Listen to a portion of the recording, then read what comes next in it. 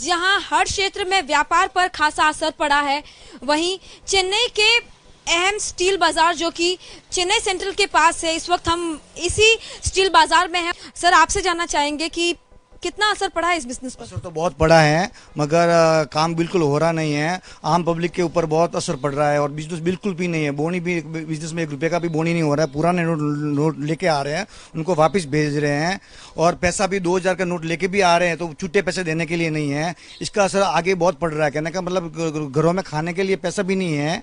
ये व्यवस्था बराबर नहीं है। गवर्नमेंट ने जो किया है काम ब्लैक मनी के, मगर वो काम अच्छा किया, मगर व्यवस्था नहीं होने के कारण, पैसा नहीं मिलने के कारण बहुत खराब व्यवस्था होती जा रही है। और जिस तरह से बिजनेस पर खासा प्रभाव पड़ता नजर आ रहा है, इससे जो है आम आदमी परेशान जरूर है, लेकिन सरकार के साथ भी इस वक्त खड़ा नजर आ रहा है। पिंकी राजपुरोहित, एबीपी न्यूज, चेन्नई। हमारी कोशिश है कि हम महानगर ही नहीं, छोटे छोटे राज्यों की तस्वीर और वहां के लोगों की राय भी आप तक पहुंचाए। तो चलिए अब चलते हैं रायपुर, जहां हमारे संवाददाता ज्ञानेंद्र ने नोटबंदी पर बातचीत की एक होटल मालिक से। नोटबंदी का असर अब छोटे छोटे व्यापारियों पर भी पड़ने लगा है। ऐसे ही एक व्यवसायी हैं विजय, रायपुर के भाटा गांव में हैं और ये होटल का व्यवसाय करते हैं, चाय नाश्ता और इसके अलावा होटल चलाते हैं। ये बताइए विजय, ये जो सरकार का निर्णय है नोटबंदी का, ये सही है या गलत है?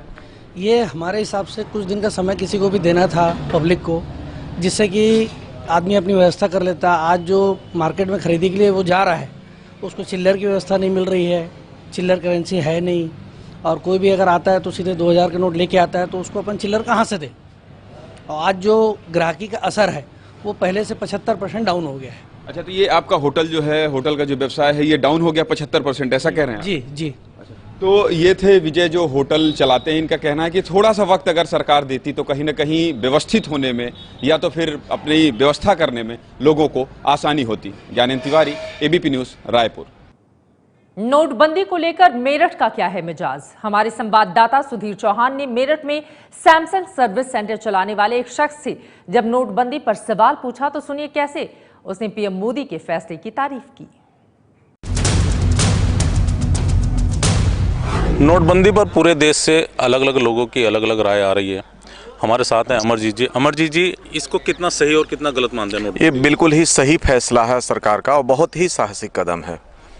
इसका आपके ऊपर क्या फ़र्क पड़ा है आपकी लाइफ? इससे तो हमारे एक बिजनेस है सैमसंग का, मैं सर्विस सेंटर चलाता हूं, लेकिन इससे हमारे सर्विस पे भी बहुत ज़्यादा फ़र्क पड़ा है। कस्टमर के पास पैसे देने के लिए, सर्विस के लिए नहीं है, लेकिन इसमें हम पूरी तरह से कोऑपरेट कर रहे हैं।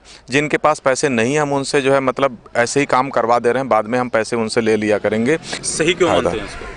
सही इसलिए मानते हैं कि इससे काला धन निश्चित रूप से जो लोगों के पास पड़ा हुआ है वो आ जाएगा, और उसके अलावा जो लोगों के पास घरों में या कहीं पर भी कोई मुद्रा या कोई पैसा पड़ा वो सरकार के पास आ जाएगी। अगर घर पे कोई चीज़ पड़ी रहती तो उसका कोई उपयोग सरकार के लिए, देश के लिए नहीं हो पाता है, और उससे अर्थव्यवस्था में ये सारी चीज़ें योगदान करेंगी।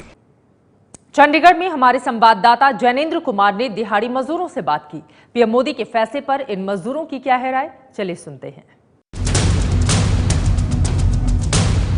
मेरे पीछे जिन लोगों को आप देख रहे हैं, ये दिहाड़ी मजदूर हैं जो रोज इसी तरीके से सुबह सुबह रोजगार की तलाश में इन चौकों पर जमा होते हैं। और मैं आपको बताऊं कि इस तरीके के लेबर चौक देश के हर शहर में, हर इलाके में होते हैं जहां सुबह सुबह मजदूर इकट्ठे होते हैं। इनसे जानते हैं कि मोदी सरकार का जो अहम फैसला 500 और 1000 के पुराने नोटों को बंद करने का था, वो कैसा था। बताइए कि सरकार का फैसला सही है या गलत है? सरकार का फैसला बिल्कुल गलत है, क्योंकि करेंसी बदलने से देश की अर्थव्यवस्था खराब हो जाएगी।